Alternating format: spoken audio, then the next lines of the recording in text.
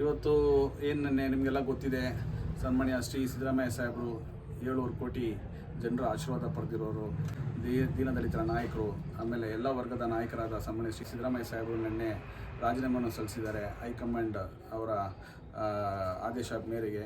ಅದಕ್ಕೋಸ್ಕರ ಈಗ ಏನಂದರೆ ನೆಕ್ಸ್ಟು ಅದೊಂದು ನಮ್ಗೆ ಸ್ವಲ್ಪ ಬೇಸರ ಇದ್ರೂ ಆದರೆ ನೆಕ್ಸ್ಟು ಮುಂದಿನ ನಾಯಕರುಗಳಿಗೆ ಒಂದು ದಾರಿ ಮಾಡಿಕೊಟ್ಟಿದ್ದಾರೆ. ನಮ್ಮ ಸನ್ಮಾನ್ಯ ಡಿ.ಕೆ. ಶಿವಕುಮಾರ್ ಸಾಹೇಬರು ಉಪಮುಖ್ಯಮಂತ್ರಿ ಆದವರು ಈಗ ನೆಕ್ಸ್ಟ್ ಅವ್ರಿಗೊಂದು ಜಾಗ ಮಾಡಿಕೊಟ್ಟಿದ್ದಾರೆ. ಅವರ ದೊಡ್ಡ ಗುಣವನ್ನು ನಾವೆಲ್ಲರೂ ಒಂದು ಇದು ಮಾಡಬೇಕು. ನಮ್ಮ ಕಾರ್ಯಕರ್ತನಾಗಿ ಒಬ್ಬ ಅಧ್ಯಕ್ಷನಾಗಿ ನಾವೆಲ್ಲ ಸಿದ್ದರಾಮಯ್ಯ ಸಾಹೇಬರನ್ನ ಮೆಚ್ಕೊಳ್ತೀವಿ. ಅದೇ ಥರ ಇವತ್ತು ನಾವೆಲ್ಲ ಕೇಳ್ಪಡ್ತಾ ಇದ್ದೀವಿ, ಒಂದು 3 ರಿಂದ 4 ಉಪಮುಖ್ಯಮಂತ್ರಿಯನ್ನು ಮಾಡಬೇಕು ಅಂತ ಹೈಕಮಾಂಡಲ್ಲಿ ಏನೋ ತೀರ್ಮಾನ ಆಗಿದೆ ಅಂತ ನಾವು ಕೇಳ್ಪಡ್ತಾ ಇದ್ವಿ. ಅದೇನೆಂದರೆ ಆಗಕ್ಕೆ ಹೋದರೆ ನಮ್ಮ ದಿನೇಶ್ ಗುಂಡೂರಾವ್ ಸಾಹೇಬರು ಅವರು 99ರಲ್ಲಿ ಶಾಸಕರಾಗಿ ನಮ್ಮ ಗಾಂಧಿನಗರ ಕ್ಷೇತ್ರದಲ್ಲಿ ಅವರ ರಾಜಕೀಯ ಒಂದು ಜೀವನ ಸ್ಟಾರ್ಟ್ ಮಾಡಿದ್ದಾರೆ. ಇವತ್ತು 27 ವರ್ಷ ಆಗಿದೆ.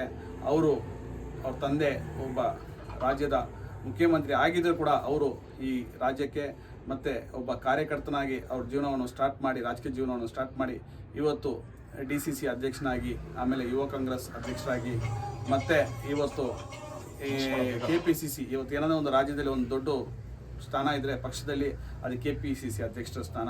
ಆ ಸ್ಥಾನವನ್ನು ಅವರು 7 ವರ್ಷ ಬಾರಿ ಅಚ್ಚುಕಟ್ಟಾಗಿ ಮಾಡಿದ್ದಾರೆ. ಅದಕ್ಕೋಸ್ಕರ ಇವತ್ತು ಆಮೇಲೆ AICCಯಿಂದ 3 ರಾಜ್ಯಕ್ಕೆ ಉಸ್ತುವಾರಿಯಾಗಿ ಇದ್ದಾರೆ. ಅದು ಎಲ್ಲ ಒಂದು ಜವಾಬ್ದಾರಿಯಿಂದ ಸ್ಥಾನವನ್ನು ಮುಗಿಸ್ಕೊಂಡ್ಬಂದು 2 ಬಾರಿ ಮಂತ್ರಿ ಆಗಿದ್ದಾರೆ.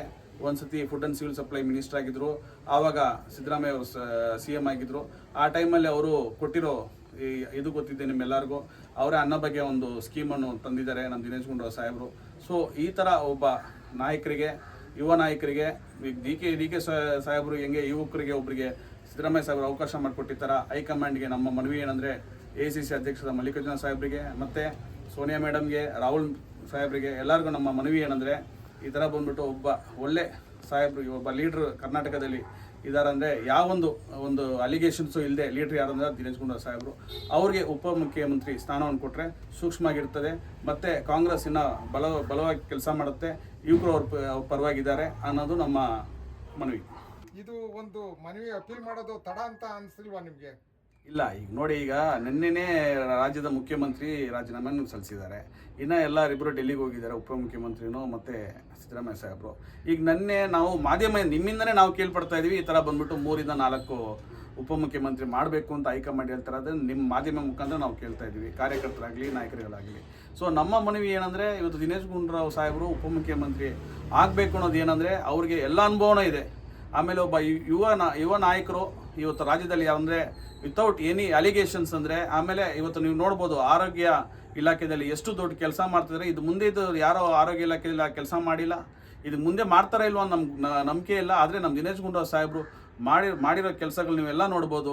108 ಆಂಬ್ಯುಲೆನ್ಸ್ ಲಾಸ್ಟು CM ಸಾಹೇಬರು ಅಟೆಂಡ್ ಮಾಡಿರೋದು ಅದೇ ಕಾರ್ಯಕ್ರಮ, ಸರ್ಕಾರ ಕಾರ್ಯಕ್ರಮ. ಸೊ ಎಲ್ಲ ಥರ ಒಂದು ಬದಲಾವಣೆ ಇವತ್ತು ಆರೋಗ್ಯ ಇಲಾಖೆಯಲ್ಲಿ ತಂದಿರೋದು ದಿನೇಶ್ ಗುಂಡೂರಾವ್ ಸಾಹೇಬರು. ಆಮೇಲೆ ಅವರು 100 ಜನರ ಪರವಾಗಿ ಇರ್ತಾರೆ, ದಲಿತರ ಪರವಾಗಿ ಇರ್ತಾರೆ, ಎಲ್ಲ ವರ್ಗದ ಪರವಾಗಿ ಇರ್ತಾರೆ. ಗಾಂಧಿನಗರ ಮಿನಿ ಭಾರತದಲ್ಲಿ 6 ಬಾರಿ ಗೆಲ್ಲಬೇಕಂದ್ರೆ ಅದು ಸಾಧ್ಯ ಇಲ್ಲ, ಅಷ್ಟು ಈಸಿ ಇಲ್ಲ. ಅಂಥ ಒಂದು ಕ್ಷೇತ್ರದಲ್ಲಿ 6 ಬಾರಿ ಜನರ ಪರವಾಗಿ ಅವ್ರ ನಂಬಿಕೆಯನ್ನು ಸಂಪಾದಿಸಿದ್ದಾರೆ ಮತ್ತು ಗೆದ್ಕೊಂಬಂದಿದ್ದಾರೆ. ಅಂದರೆ ಅದರಿಂದ ನಿಮ್ಗೆ ಗೊತ್ತಾಗಿರಬೇಕು ಅವರು ಎಷ್ಟು ದೊಡ್ಡ ಜನರ ಪರವಾಗಿ ಕೆಲಸ ಮಾಡಿರ್ತಾರೆ ಅಂತ. ಸೊ ಅವ್ರಿಗೆ ಉತ್ತಮ ಇರ್ತದೆ ಆ ಸ್ಥಾನವನ್ನು ಕೊಟ್ಟರೆ ಅಂತ ನಮ್ಮ ಮನವಿ.